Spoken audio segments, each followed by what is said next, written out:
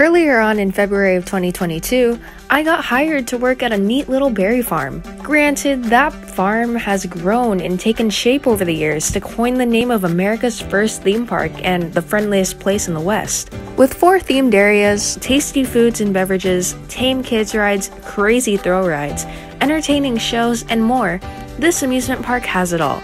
Welcome to Knott's Berry Farm.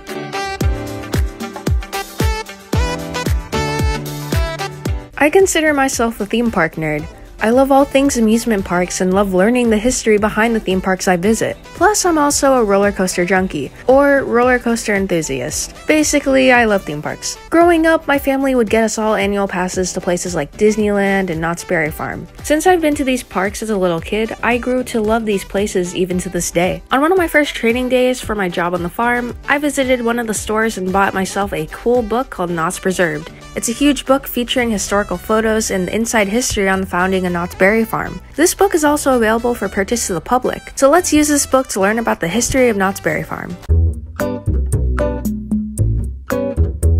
According to the book, Knott's Berry Farm was originally a berry stand owned and operated by the husband and wife duo, Walter and Cordelia Knott. These two sold berries on the property that Knott sits on at present day. I am unsure of where the berry stand exactly stood, but rumor has it that it used to be located where Hang Time, California's first dive coaster, currently stands, but who knows for sure. Anyways, Walter Knott sold many of his berries and the famous boysenberry at that stand. Cordelia Knott, his wife, was really good at making fried chicken, and they both decided that they should serve it to paying customers. So Mrs. Knott's Chicken Dinner Restaurant was born. Many people would drive along that road that their berry stand and chicken restaurant were located on in order to travel from Los Angeles to the beaches of Southern California. Due to the rising popularity of her chicken dinners, the line would stack up to around 3 hours long. Guests had to wait a while in a line and didn't have anything to occupy themselves in the meantime. Walter knew just what to do. Out of these 4, which do you think was the very first Knott's Berry Farm attraction? Was it A. Ghost Rider, B. The Calico Mine Train, C. An active volcano, or D. Montezuma's Revenge? If you guessed C. An active volcano, then you'd be correct.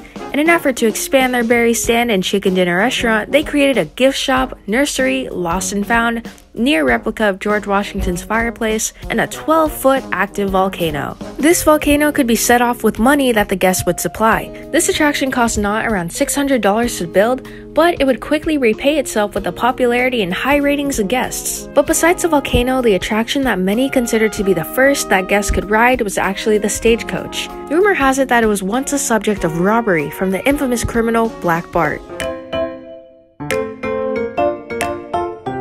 Gold Gulch is a town that was constructed and featured at the California Pacific International Exposition held in San Diego in the year 1935. It was inspired by the old Western Gold Rush time period, complete with stagecoach rides, costume characters, and more. It was also spread over 21 acres, according to the book. Why am I talking about Gold Gulch?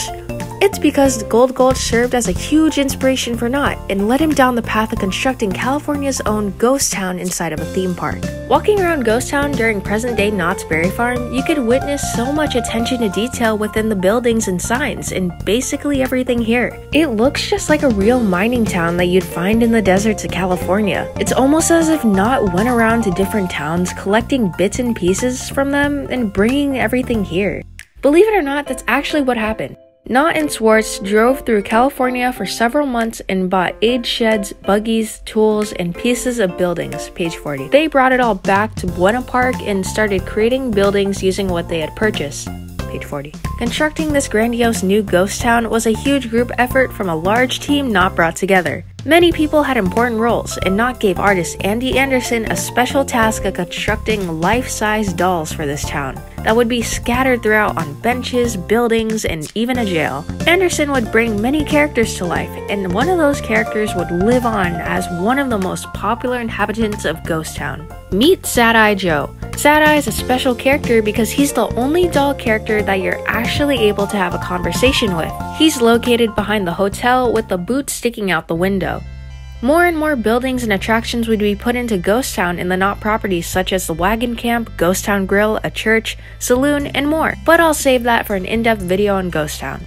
As another way of adding a cool attraction for guests to enjoy, Knott and his family bought an actual working train from Colorado and brought it back to Buena Park. This railroad currently resides on the border of Ghost Town and Boardwalk, available for guests to still ride to this very day, and has become a staple of the Knott's Berry Farm experience.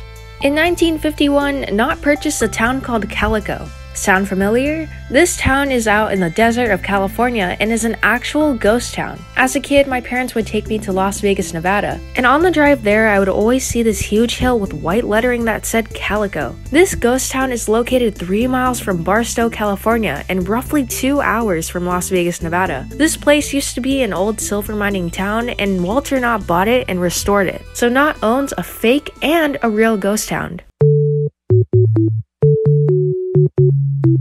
Speaking of that Knott's Berry Farm experience from earlier, Walter Knott was driven to make that experience a whole lot better due to competition between him and Walt Disney. Walt Disney actually visited Knott's with his team for ideas. Walter was a little anxious with a new theme park opening in the city next door, so he started asking his guests what they wanted to see on the farm. They gave their feedback, and that initiated Knott's response of creating way more attractions and experiences for guests to enjoy. Even though Walter had been anxious about Disney's opening day, more competition was just the thing Knott's needed since it just drew more guests for them. Despite the tension, Knott and Disney would actually become friends who helped each other with their parks here and there. Knott would then go on to build a ton of other things, including the Calico Mine Ride and the historical Independence Hall that featured a replica of the Liberty Bell.